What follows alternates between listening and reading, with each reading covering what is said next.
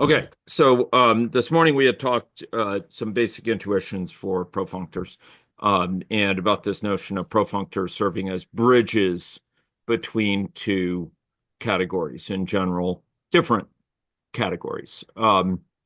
And we had used a collage, what's called a profunctor collage, to illustrate this, bearing in mind that this particular collage is unnecessarily specialized to a case where we're going from category C to category D for a profunctor uh, from C to C here. But in general, we're going from category C to category D, and those two construction or those two categories, which we had seen there, are in general different. So, where we have something like this. And so this would be C, this would be D. And the profunctor, while it's written as mapping from C to D and can in some sense be thought of as a generalization of a functor from C to D, in that it can map a given object to no objects or to multiple objects, and a given morphism to none or multiple morphisms there. I have to think about that.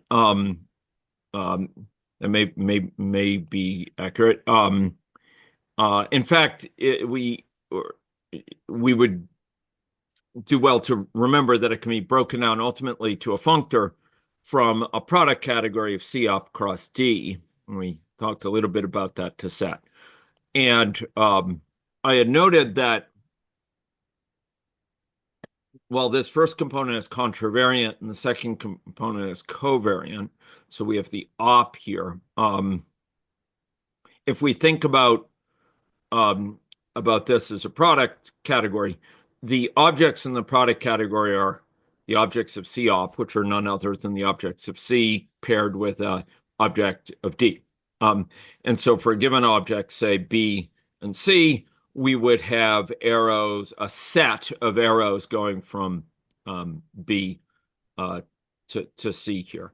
And these arrows are called heteromorphisms. I like to think of them, and it's a widely known notion that they're kind of bridges between category C and category D. And we can think of profunctors as finding ways that you can go from one object, the source object, to a target object, in the other category. So going from some object here to some object there, and the set gives you the set of ways. But one of the reasons that profunctors are so attractive is that they can generalize this notion a great deal, particularly with enriched profunctors, V-enriched profunctors.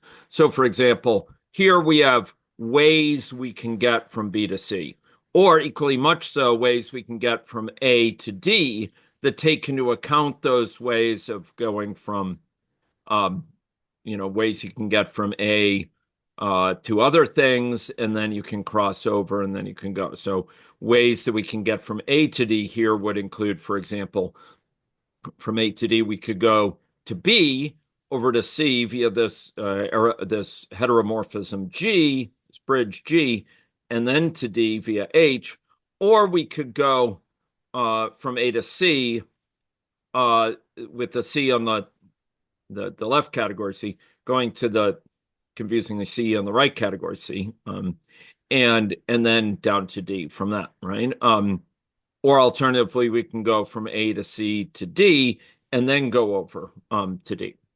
And a profunctor allows us here then to reason about the ways of going from a source object to a target object. And these enriched profunctors, V-enriched profunctors, by using enriched categories, they can also help us understand, can we go from a source object to a target object? So here, instead of mapping into a set of ways, we map into true or false. Or we can have a cost category, and we can ask about the cost of going from A to D, take into account the minimum cost, the minimum sum of path lengths from A to D. And so profunctors can reason about, can we get from one object to another in the other category, one object in the first category to another object in the second category? How can we get from the object in the first category to the object in the second category? How expensive is it to go from the object in the source category to the object in the other category? How far do we have to go if we have some sort of metric? All of these can fall within the realm of what profunctors can do. And you could can be forgiven for thinking that a profunctor, if we plug in an object from the first category, an object from the second category, sort of summarizes ways of getting from A to B, or cost, or whether you can get, how you can get, or ways of producing an A or a B from an A, or this is kind of produced from an A. And we will see these sort of follow us even as we expand in some of these notions. But I did want to talk about this contravariance. Eric had asked about it, and I think I should do it a little bit more attention, give it a little bit more attention. And I contemplated giving a whole lecture on contravariance and covariance, but decided the better of it, just for interest of driving us towards profunctors. And indeed, you'll find, other lectures where I've introduced covariance and contravariance. But I want to draw on some materials from those just to remind us very quickly of this notion of covariance and contravariance, and to give us an intuition where it comes in. One of the beachheads I find students, particularly in computer science, relate to here is thinking about functional programming. So we can have a functor like the maybe functor. We're dealing with the category Hask. An object is a type, maybe a type int, and maybe we have some function in Hask that maps ints to another type, say bool. And you folks will be familiar with that if we have a functor, like the maybe functor. Yes, maybe it's a monad, but we're considering here as a functor. If we have something that can go from an int to a bool as a function in the category Hask, we can lift that to be something that goes from a maybe of B to a maybe of, so maybe of int to a maybe of bool, right? Or similarly, right? So the maybe of B provides us with one of these things, and we can map it over an int, and we can map that to a maybe of bool.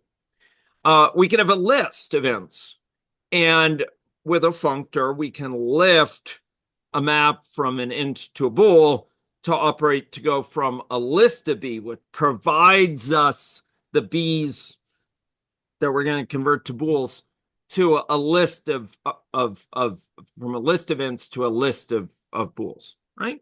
Through fmap. This should be a familiar notion.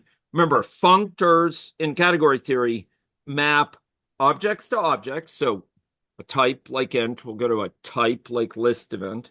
That's the type, right? And it's mapping in Hask, the category Hask, where the objects are types. That's a mapping of types. But functors also map morphisms to morphisms, and morphisms in Hask are functions. So it maps a function from int to a bool to a function from list of ints to list of bools, right? It can that's how functors work. Map objects to objects, and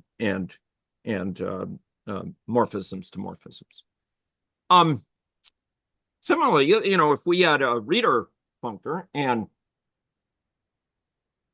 we have something to turn into a bool, maybe it is prime, and we have a functor that maps an int to a thing that takes some environment and gives us an int, gets an int, got an int. we can map that from a reader of B, a reader of int, to a reader of bool. If this B here, we're provided it from, in this case, from the environment, and we're going to map it over from an int to a bool. Great. And in general, you could be forgiven for thinking that, in general, if we have something that maps from a into a bool, we can lift it to any functor. You might be forgiven for thinking a functor of n to that same functor of bool. But while you could be forgiven, you'd be mistaken. Because not all functors are of this form. This is a covariant functor. This is true. If we have a function that maps from ints to bools, we can lift it so that it goes from the functor of ints to the functor of bools. We saw it for maybe, we saw it for list, we saw it for the reader functor. But there's another class of functors, which you folks have heard about from the pages of Eugenia Cheng or in other occasions previously from me, where this neat notion that if we can go from a B to a B prime and into a bool, we get something from an F of B to an F of B prime breaks down. It doesn't work that way. In this case, we see kind of the opposite. If we have a function from an into a bool, like in Hask, we will go in the functor applied to a bool to a functor applied to an int. Okay. And here it's backwards. Notice F is going from an A prime to an A, int to bool. And we get out when we lift it to the functor that, when the functor applied to A gives us something of a type of this. Functor applied to A prime gives us something like this. But lifting this morphism from an int to a bool gives us something that doesn't go from F of the int to F of the bool in that same direction. No, it goes from F of bool to F of int. And that may throw your worlds into chaos internally, because you may think that somehow lifting this morphism always goes in the same direction, but it doesn't. And I do want to bring home here just how ubiquitous this is in our reasoning, that it has to be this way, that it's a familiar fact of the world if you stop and think about it. So it shouldn't cause you to think this is some super wacko thing about category theory. No, it's just a thing about how things in the world work. And a key distinction is that all these functors we've been talking about here, the maybes, the lists, readers, they have for us, they provide for us something of the sort we start with our, in this case, our function, our morphism. The morphism goes from an int to a bool, and they give us an int, which we can map over. Maybe it's a reader of an int. They have an int. They'll give us, maybe from an environment, and we'll get out something that uses that environment to get a bool. Or they give us a bunch of ints in a list, and we get out a bunch of bools in a list. Or we have a maybe wrapped around an int, and if it contains that int, after all, not nothing. If it contains that int, we can convert it over to a bool through this function. Those all, like, they have the things that we can map with this morphism we got, that we can lift to operate on the functor, right? But there's this other class of contravariant functors where we don't have the thing.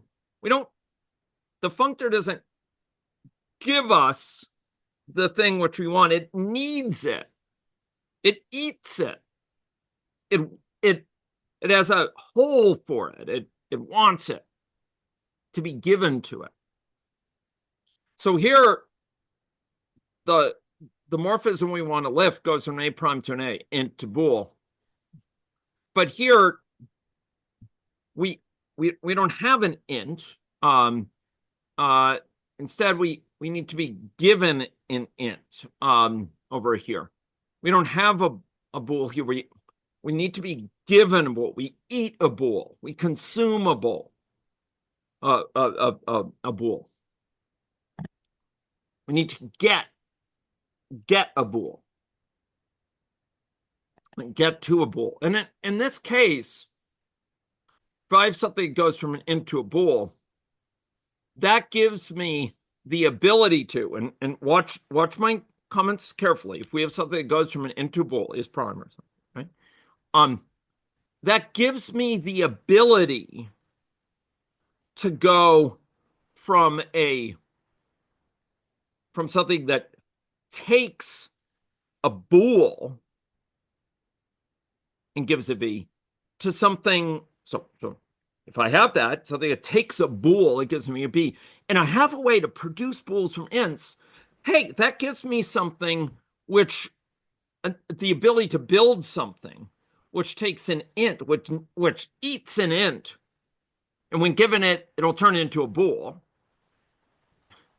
and then I can get a v back. So having this and this sort of morphism as the starting blocks, even though this is at the target of that morphism, the fact that the morphism, I have this morphism that will turn things into an A, gives me, if I have something that eats an A, I can turn it into something that eats an A prime, because if I have something that eats an A, I can produce an A if I'm given an A prime, right? If I eat an A prime, I got it, then I can turn it into an A, and then I can use this function and turn that into a V. So given one of these to go from A prime to A, and given one of these things that goes from A to V, not A prime to V, A to V, I can get something from those raw materials. All I have to do is to get something that goes from A prime to V is, okay, you give me an A prime, I'll hit it with F, get an A, plug it into this, and I'll get you a V. So here we go from the functor applied to the target here, A, to the functor applied to the source, A prime. So here we lift it, but we lift it in the reverse direction, the opposite direction. We flip the arrow. This is the functor applied to A going to the functor applied to F prime, even though we were given a method that, a morphism going from A prime to A, we get something that goes from F of A to F of A prime. Again, I'll say that again. Even though we have a morphism that goes from A prime to A, we lift that. The morphism goes from A prime to A. We lift it to something that goes from F of A to F of A prime, the opposite. Okay. And this, ladies and gentlemen, is the situation that we get for profunctors. Okay. A profunctor doesn't just lift one thing, it lifts two things. Okay. One is contravariant and one is covariant. So here with a profunctor, if we have a morphism that goes from an A prime to an A, and then we have another morphism, so to call that first one F. Another morphism goes from B to B prime. Okay. And I'll hit the intuition going from A prime to A, you could think of it as like it's upstream and brings us from something upstream to A. So it gets us to A, right? It gets us to A from something that's upstream of A. If we're at A prime, we get to A. Okay. And for B, it can get us to something downstream of B, something we can get to from a B. That's G. And watch this. This will let us map from a P of A B to a P of A prime B prime. Notice what it's doing, right? It's going upstream from P of A to P of A prime. So that's now we're starting upstream, further upstream. We have something that can deal with an A, and now we have something from which we can get to an A that will give us an A. We'll get an A. Right? A prime get us an A, get us to A. Okay. Notice I'm kind of think of it on one hand as consuming, and the other hand I'm referring to like getting to, like a travel. Both those are really good ways useful ways to think about it. Different perspectives on it. But meanwhile, this profunctor, you may ask, well, what am I doing here? Remember, if we think about a profunctor as like giving us the set of ways to go from A to B, I'm saying we get a set of ways to go from A prime to B prime. And B prime here is downstream of B, right? It's downstream, where we can get to from B. And F here is prepended. It's pre-composed with A to get us able to go. If we have ways to go from A to B, have ways to go from A prime, that's prepended. By going this way from A prime, we get our A, and then we can use this way to get from A to B. And this one, G is postpended or post-composed. Here, it can, once we can get to B, we know how to get to B prime because we just go downstream from there. It's all downhill, right? And it's useful to think of this as like ways of getting from A to B, right? You remember this diagram, right? Like getting from B to C here.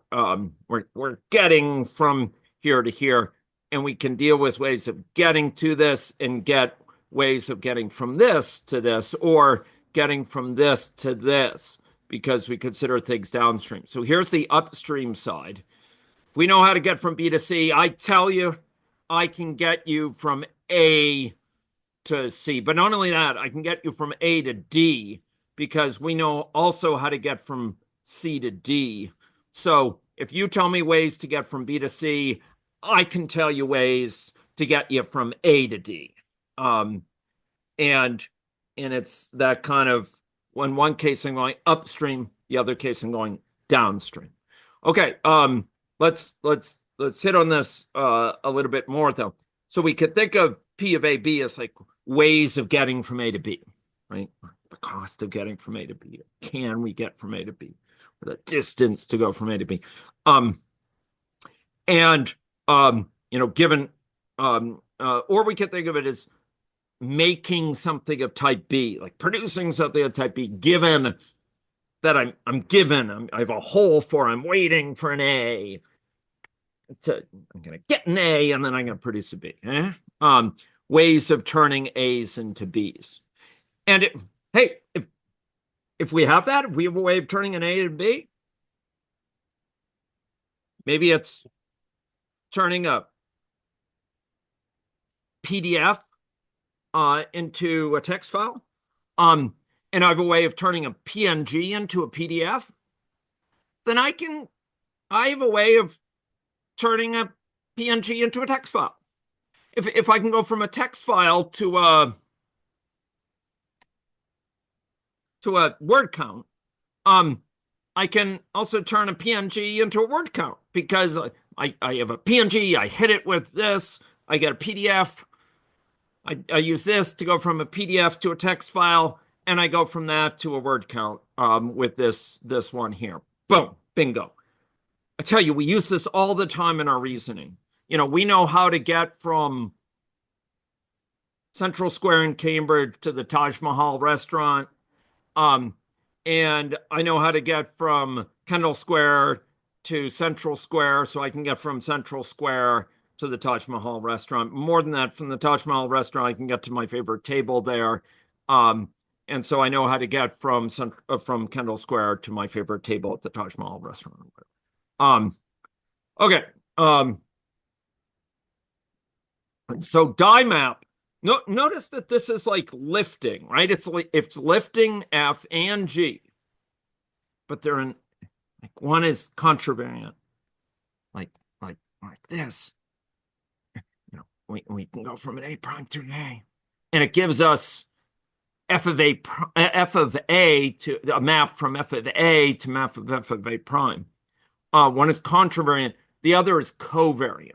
You know, one's precomposed, one's postcomposed. One deals with upstream, getting from upstream things. If I know how to get from A to a B, I know how to get from things upstream of A because all I have to do is go from them to A. But if I get to a B, I can get to all these things downstream of B, all these things that I can get to from B, right? And that's why it lifts these things in one case contravariantly, in one case covariantly. So DIMAP turns ways. Yeah, watch this. It's a little bit of a complicated English construction, but humor me out on it. DIMAP turns ways of turning an A into a B. That's what these are. This is like ways I turn an A into a B, into ways of turning an A prime into a B prime. Okay, think about it that way. Or maybe this is turns costs of turning an A into B into costs of turning an A prime into a B prime. Profunctors can do all this. They handle that reasoning about like upstream because they are bridges. They are bridges, folks. And if I know how to go from B to C, I can go from upstream things through that, and I can go from there downstream. Yeah. Okay. Hopefully that intuition is starting to sink in. Any questions about that before I then go on to expand on this a little bit? Any questions on that? I'm trying to drive the intuition here still.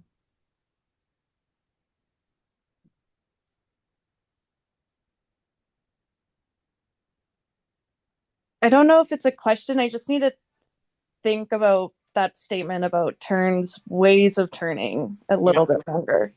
sure. So I think great. So I think you'd agree G is a way of going from B to C here, right? It's a bridge. Hmm? Yeah. Imagine that we think of this as like these arrows as like if you give me a whole egg, I can turn it into a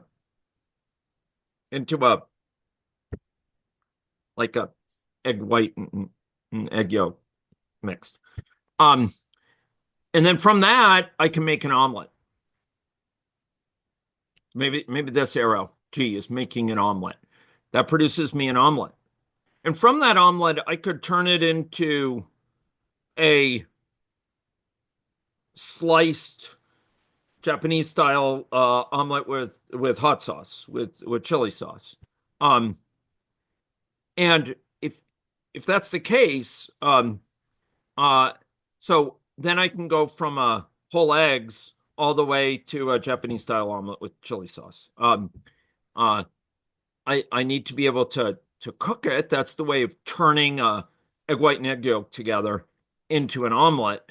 And that gives me the ability, given that I also have this ability to go from a egg yolk to from a whole egg to a egg yolk and egg white mix, and the ability to go from a whole omelet to a chopped omelet with sriracha sauce with chili sauce. Then I can go from a whole eggs and yeah, to a Japanese style sliced omelet.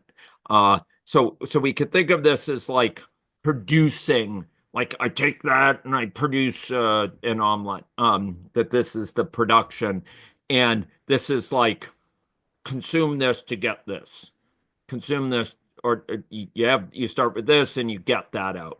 You start with this and you get that out, a producer consumer sort of thing. And that will get me ways of going from whole eggs to Japanese style omelet. So that this is like the way of going from B to C, from um, yolk and egg whites together to an omelet. Given that, and maybe there are several ways to do it. Maybe I could do it in a um, bing dang, this sort of thing that I can use to cook is kind of griddle, or maybe I can do it on a skillet, or maybe I can do it on a I don't know a non-stick pan, or maybe I can do it on a surface I could use to cook flapjacks or something. Um, and I have those different ways of turning this into an omelet. And given that, I have ways of turning whole eggs, several different ways of turning whole eggs, the whole process, whole eggs into a Japanese style omelet. It benefits, those ways all benefit from having these different ways of turning egg yolk and egg white into an omelet. Does that help at all? Yeah, that helps a lot. Thank you. Sure. Um, or equally much so, if this were like maybe this is PDF, this is text file, and I have a way of turning a PDF into a text file. And then given a text file, I can extract the word count. And maybe this is turning maybe this is a PNG, a type of it, it's a PNG, and I can turn it into a PDF. If I have that way, maybe I have 5 different programs that will give, I could choose between that will turn a PDF into a text file. I could use any one of them. Well, given that I have 5 of them, it follows that, hey, if I have a PNG, I've got these 5 ways of going, right? I turn the PNG into a text file, and then I could go any of those, sorry, PNG into a PDF, excuse me. And then I could go any of those 5 ways to turn it into a text file. And then I can go to a word count. So this is ways of turning a PDF into a text file.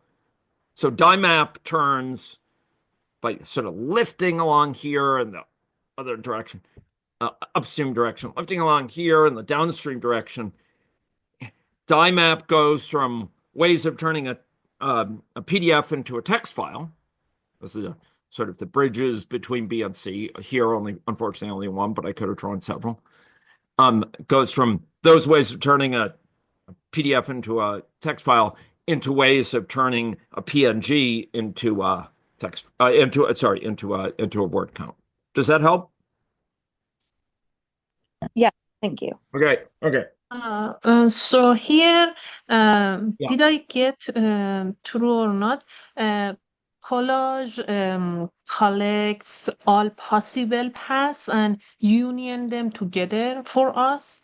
For Well, example, yeah. if I consider it at my IPV model, I can consider multiple possible routes through which a victim may seek help, for example, from friends, shelter, or something else, or a support system.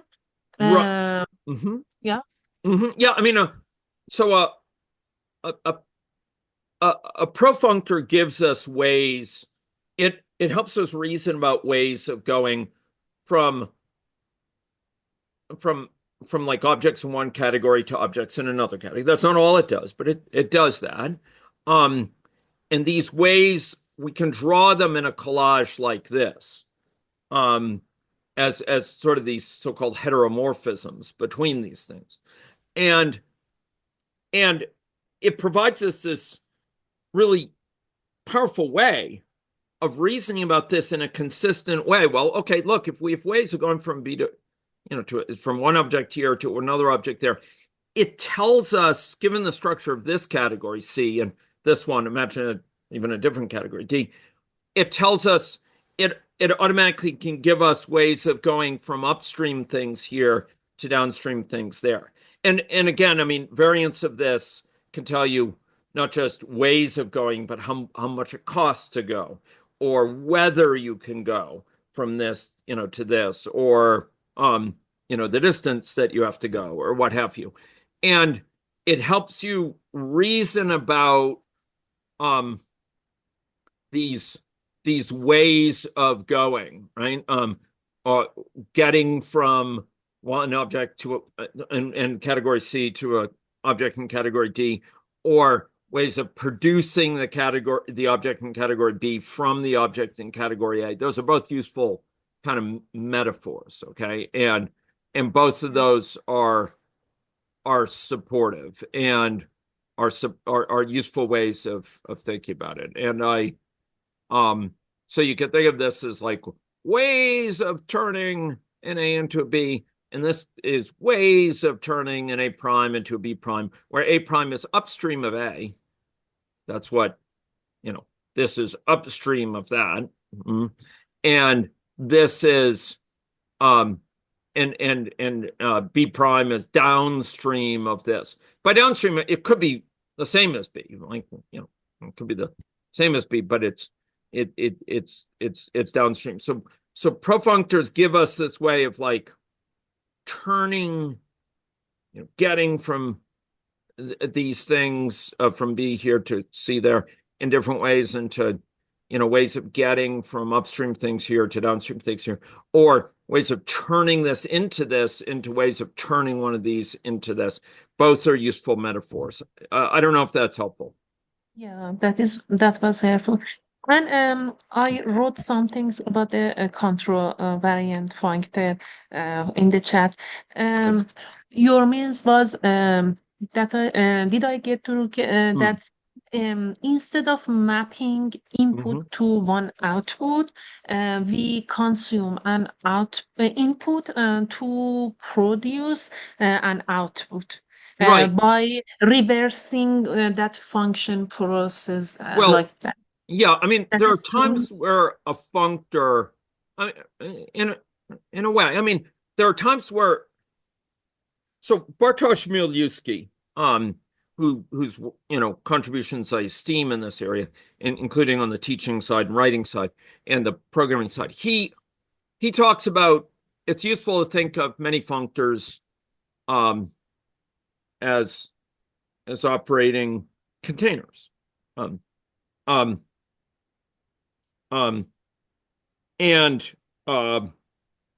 many functors serve as containers. Many monads are containers as well.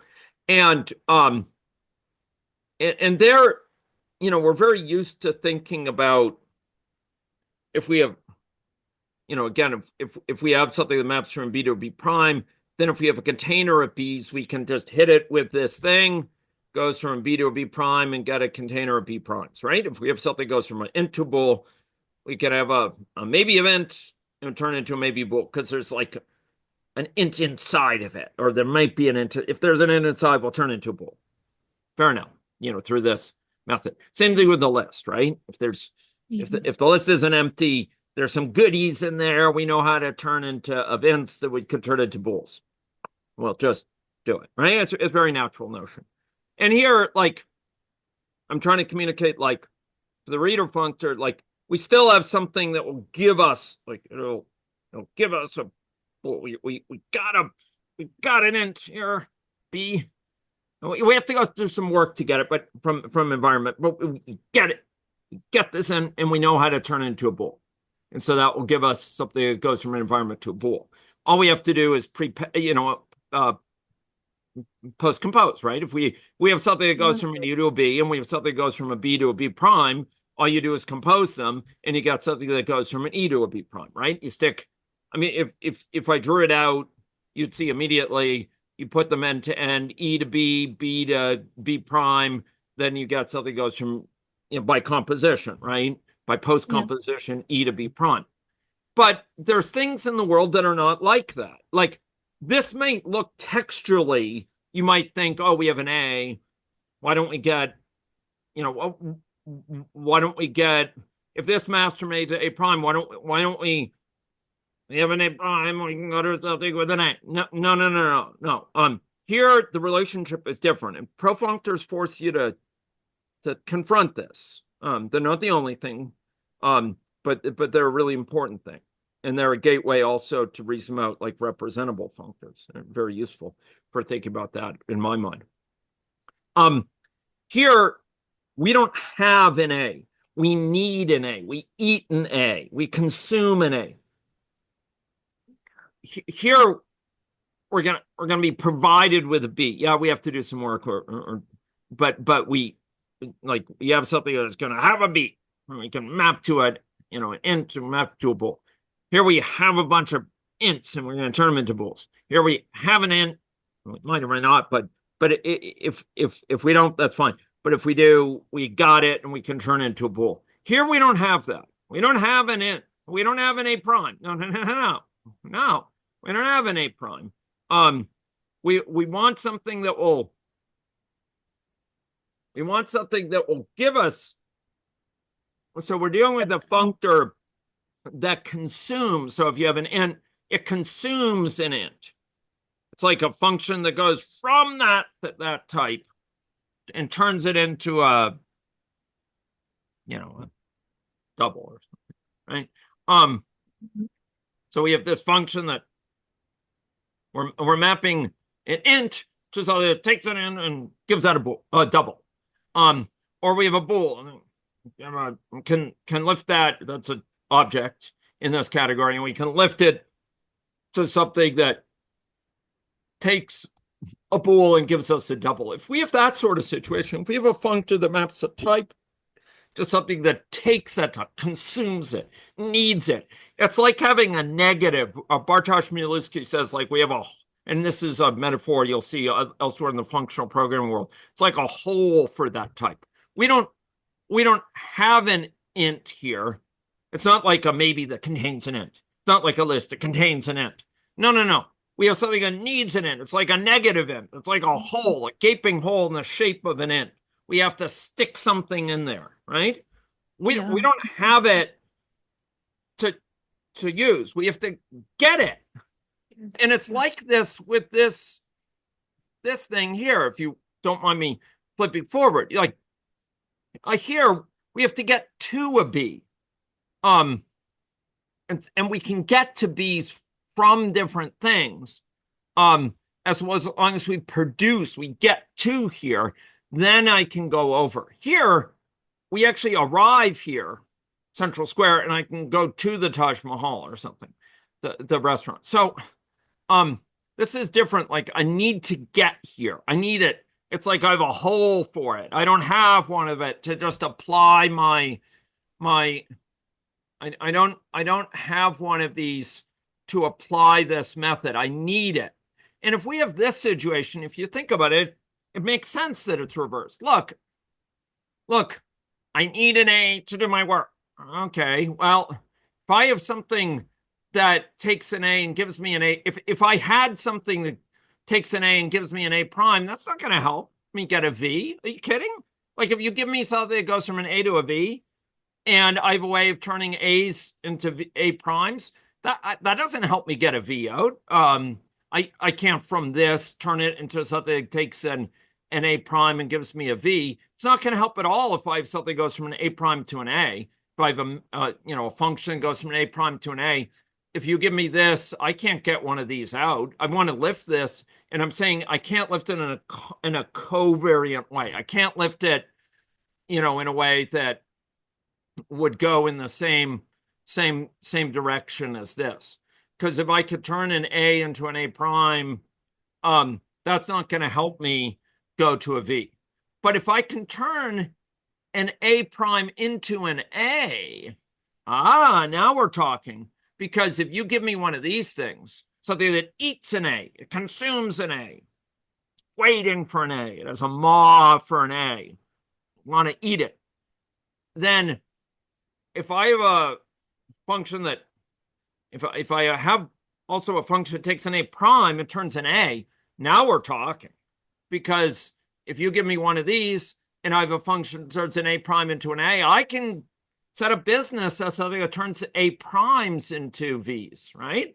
All I have to do is pre-compose this. I hit it with, if you give me an A prime, I've got my maw, I've got my hole for the A prime here. this negative A prime. I'm waiting for it. Okay, I could turn that into an A. Boom. So if you give me an A prime, I could turn it into an A, and then I can use this thing to turn it into a V. And now I've got one of these things. So what I'm trying to say is, like, downstream of this, we're here, and we want to we can go from there to this. We just need to go from know how to get from Central Square to the Taj Mahal restaurant. But if I am here, I need to get to this from something upstream. I need to get here from, you know, from a place, whatever I said in Central Square. This is going from Kendall Square to Central Square, I think, and maybe this was going from, I don't know, my dorm room to Kendall Square. But I need to get here. I need to produce this condition. I need to produce this thing. I need to get a B. And that's what we've got here. Like, we need to get an A. We need to get an A to get a V. How are we going to get an A? Well, if we have an A prime and we can use to turn into an A, that will let me get an A prime, turn it into an A, and then turn it into a V. And so all I do is, if you give me one of these, I can pre-compose it, going from A to A prime. I'm sorry, A prime to A, excuse me, A prime to A. Then I can hit it with this. Since I got an A now, I can plug it into this hole for an A, this place waiting for an A, and I can get a V out. And that lets me have a machine that goes from A primes to V. And I argued that this is like saying, okay, I have whole eggs. I can turn those into a mix of egg whites and egg yolks. And if I have a recipe that goes from egg whites and egg yolks to a cooked omelet, then I can go from whole eggs to a cooked omelet, because I know how to turn whole eggs into an egg. Or if I have a way to turn PNGs files into PDFs, and I have a way of turning PDFs into text, then I have a way of turning PNGs into text. We use this all the time, right? It's like, oh, I have a tool which goes from PDF to text, and now I've got this PNG file. I wonder if there's a tool which will turn the PNG into a PDF. If so, I'm golden, because I could turn PDFs into text. This will let me, given one of these, if I can have something that turns PDFs into text, I can turn a PNG into text. I don't know if that's helpful. Yes, Okay. very helpful. Thank you. Yeah. But I should listen to this again tonight. Sure. I will be grateful if you put on the group. I'll try to post it. Yeah. I have to do it for this morning. I'm in arrears with my posting, but yeah, I will try to do that. I have a PHEC deadline for tonight to submit a big report. So, but I'll try to do that. Okay. Are people feeling comfortable with this? Yes. Anyone have further questions about this? Or getting close to the end of the hour here. So I just want to ask, are people feeling okay with this idea? Is there an easy way to describe how this relates to monads? I've been getting the scent of monads kind of this whole time, Oh, but yeah. I'm wondering, is this kind of the same or similar thing, or Well, how do they relate? okay, maybe it's because these things I put up here are actually monads. They're not just functors, they're monads. They're a subset of functors that are monads. Uh, and uh, uh, and so yes, I mean, monads inherit this property. I mean, they're functors. Um, profunctors uh, can allow us to operate with monads. Like it may be that this bridge from B to C, um, I'd have to think about this. Like, is it possible this is well, for it to be a monad, we would, yeah, I'd have to, if we're a monad, yeah, it doesn't really, monads are endofunctors, meaning they're a mapping from one category to itself. And remember, this unpacks into this, and I've been trying to explain why this is contravariant. That's what we've been talking about. But if it were a monad, so this unpacks into this functor. If this were a monadic functor, this would need to go from C up cross D into C up cross D, which, is not at all common. You can have different, the vast majority of the time I've seen profunctors are applied so that they give a set here. But there are these V-enriched profunctors. I've never seen one where this is on the right-hand side.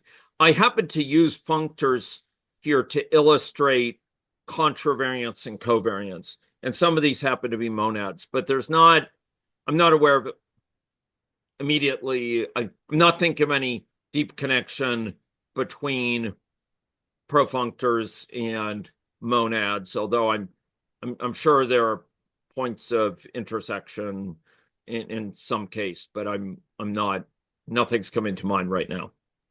Okay, yeah, that helps. One other comment is that I think next time it would be cool in the next one to see like a profunctor from C to D, like different categories. I think Yeah. that I'm kind of having trouble, or I'm kind of conflating just regular, morphism composition with applying this profunctor. Yeah, so that's a good comment. I mean, and where this really comes up a lot actually is in the Cat Colab context, because here the profunctor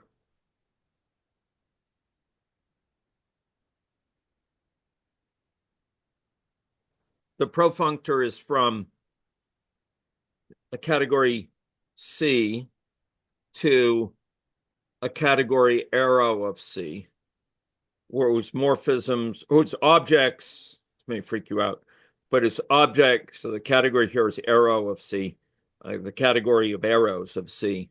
And the category of arrows, its objects are arrows of C, and which represent flows. And the morphisms are commuting diagrams between arrows of C, between these flows. And those are two different categories. But really, we just draw out the two categories and we present them here, C and D.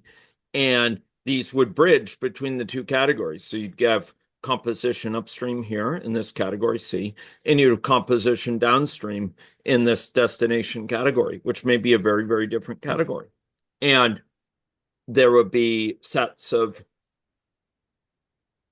from any pair here to any pair there. There'd be a set of ways of getting through this collage, through this, you plug in an object here, this, an object over here to this, and you get a set of these heteromorphisms going from one to the other. Beyond that, the downstream composition is done in category D, and the upstream composition here is done in C. And this leads to some very interesting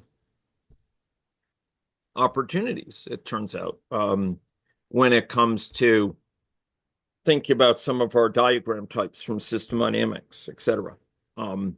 It leads to some fascinating kind of new perspectives on how we think about composition of flows in a stock and flow diagram, etc. Because now we can compose things upstream and downstream that might normally be thought of as separate. So it's kind of a bridge between these worlds. And these can be quite different worlds. So yeah, I'll see if I can come up with an example of that sort. But if you can keep in mind this notion that a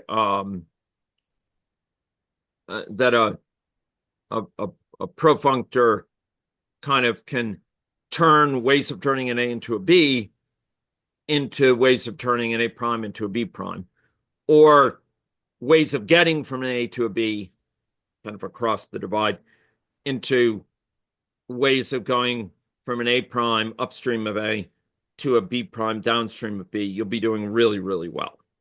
And you'll understand much better when Evan talks about actions, particularly with profunctor. Often he's talking about like upstream, like pre-composition in the upstream category, or post-composition in the downstream category. And profunctors are one of the central ways we understand what CatCoLab is doing with diagram types, because they are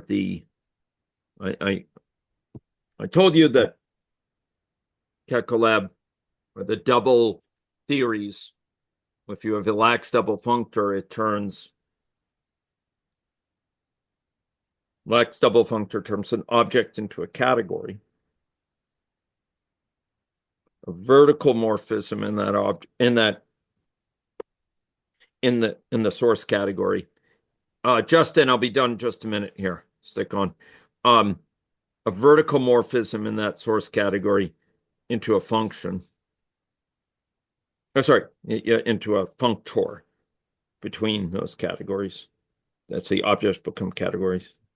Vertical morphisms, strict morphism in the source category turn into functors between those categories from the objects. So you have category upstream, or sorry, you have the source category for the lax double functor, and it has two objects A and B, and the morphism between them. A turns, so the object A, when we map it over the lax double functor, it turns into a category. The object B turns into a category, and the morphism from A to B and that source double category turns into a functor between those categories. And the pro arrows in that source double category turn into profunctors. And those turn out to be absolutely essential building blocks, because they give us things like the ability to have pluses and minuses on arrows in our causal loop diagram, or to have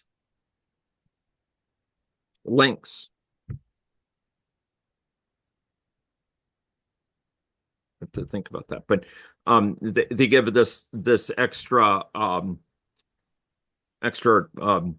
flexibility, and so we can have causal loop diagrams where we not just any old arrow, but we can have arrows which essentially are so we have a profunctor into the category of signs with two self-morphisms, single object self-morphism. One is the identity that represents plus arrows. The other is in minus morphism.